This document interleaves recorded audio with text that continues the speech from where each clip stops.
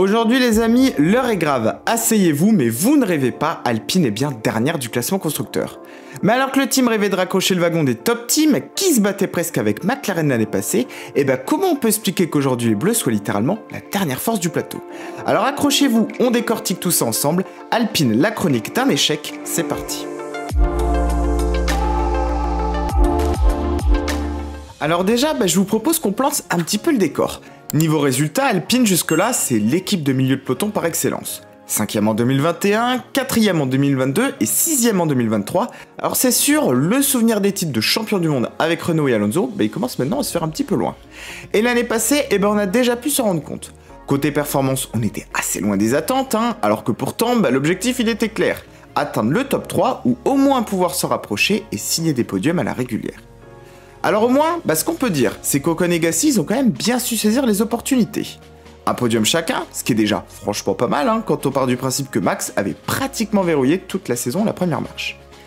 Mais bon, à part ces deux petits coups d'éclat, faut se rendre à l'évidence chez les Bleus, ça fait quand même trop longtemps qu'on végète. Pire que ça, en 2023, le team a marqué 50 points de moins qu'en 2022, avec en plus davantage de courses sprint et donc de points potentiels à la clé. Et puis souvenez-vous, il n'y a pas si longtemps on nous parlait du fameux plan des 100 grands prix pour aller conquérir le titre, mais aujourd'hui il faut regarder la vérité en face, on en est encore très loin et on semble d'ailleurs s'en éloigner encore un peu plus chaque jour. Alors c'est vrai que c'est facile de critiquer, nous tranquillou sur notre canapé, et ce qu'on peut au moins relever, c'est que cette année le team a voulu un petit peu sortir de sa zone de confort. Côté A524, les ingénieurs ont complètement revu et repensé leur copie. En fait, l'un des principaux problèmes sur la monoplace de 2023, c'était la fenêtre d'exploitation qui était trop étroite. Au niveau de sa conception, la voiture était trop limitée, ce qui veut dire que c'était très difficile de la faire progresser, et le team s'est retrouvé très vite en cours d'année en butée de développement. Du coup, cette saison chez Alpine, on a pris le taureau par les cornes, et on a fait table rase de tout ça. Nouveau châssis, nouveau système de suspension arrière et optimisation de celle à l'avant, gros travail aussi sur le système de freinage et une approche agressive sur le plancher, on s'est quand même pas tourné les pouces. Mais après les essais hivernaux et Bahreïn, pouf, la douche froide et on se retrouve avec nos deux Français en queue de peloton. Alors vous allez me dire, comment ça se fait? Le team a cherché à maximiser son potentiel et c'est encore pire que ce que c'était. Malheureusement pour nos bleus, il y a plusieurs choses qui peuvent l'expliquer. Alors on décrypte les raisons de tout ça, c'est parti. Alors les raisons de cet échec sont multiples si vous voulez mon avis. Déjà, au niveau de la voiture, je vous le disais, le team a été agressif dans son développement et a pris des risques. Alors par rapport à ça, c'est comme tout en F1, ça passe ou ça casse. On l'a d'ailleurs très bien vu avec McLaren en début d'année passée, parfois un concept peut ne pas marcher et dans ce cas pas le choix, faut revoir sa copie. En tout cas du côté de la 524, la liste elle est plutôt longue. Première chose, la voiture est trop lourde, les médias partaient eux sur l'hypothèse de 10 kg en trop par rapport à la concurrence. Alors il se pourrait qu'en réalité ce soit un petit peu moins que ça, dixit Pierre Gasly lui-même, mais toujours est-il que sur un peloton qui est aussi resserré, l'impact il est énorme, on peut le chiffrer d'ailleurs puisque 2 kg c'est à peu près 6 centièmes au tour. Donc partons sur l'idée non pas de 10 mais de seulement 5 kg en trop sur l'Alpine. Et figurez-vous que ça aurait déjà permis à Ocon de passer au moins le cap de la Q2. Alors pour l'instant, la seule solution qu'on a trouvée pour ne pas trop être pénalisé, c'est de miser davantage sur du carbone. Vous l'avez d'ailleurs peut-être vu sur les voitures pendant la course. Alors à ce niveau-là, on va quand même pas se mentir, c'est plus une solution de fortune qu'autre chose. Donc le point positif, c'est que si on arrive déjà ne serait-ce qu'à mieux optimiser le poids, on pourrait déjà voir quelques petits progrès en piste.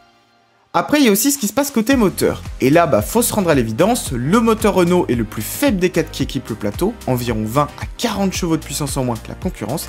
Et ça, malheureusement, va falloir faire avec, puisqu'avec le shell des moteurs jusqu'à 2025, il n'y a pas spécialement moyen d'aller chercher du mieux.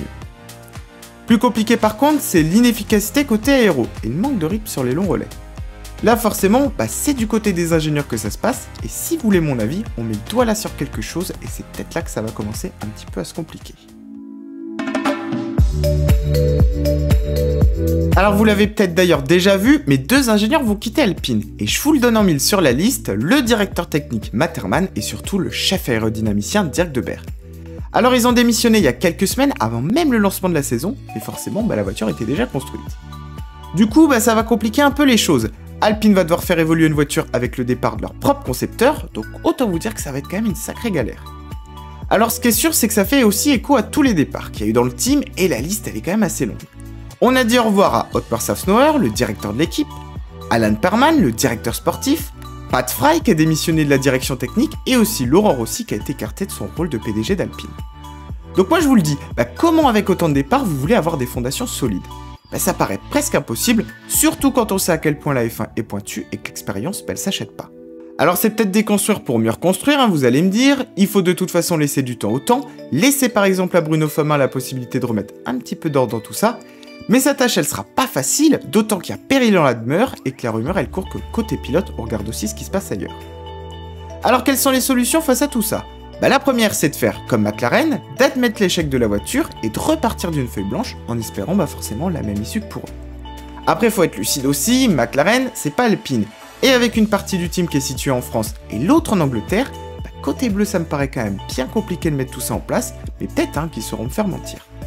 Sinon le mieux c'est peut-être de continuer à creuser, de voir si on peut effectivement trouver une fenêtre d'exploitation plus large, comme c'était prévu d'ailleurs, et de croiser les doigts pour que de futures évolutions puissent un petit peu améliorer les choses et qu'on puisse tout simplement réduire l'écart. En tout cas c'est sûr qu'il y a du travail, mais le point positif c'est que ça pourra pas être pire qu'à Bahreïn et que quand on est au plus bas, on peut de toute façon que rebondir. Et vous alors, qu'est-ce que vous pensez du cas Alpine? Est-ce que nos blogs vont être capables selon vous de rectifier le tir? Dites-moi tout en commentaire et comme d'habitude, je manquerai pas de vous répondre. Voilà les amis en tout cas pour ma petite analyse, j'espère que vous avez appris des choses et mieux compris la situation de l'équipe. Si ça vous a plu, n'oubliez pas pour me soutenir de liker et surtout de vous abonner, comme toujours je compte sur tout votre soutien. Je vous retrouve en tout cas très vite avec toujours autant de plaisir pour une nouvelle vidéo, alors prenez soin de vous et à très vite sur la chaîne.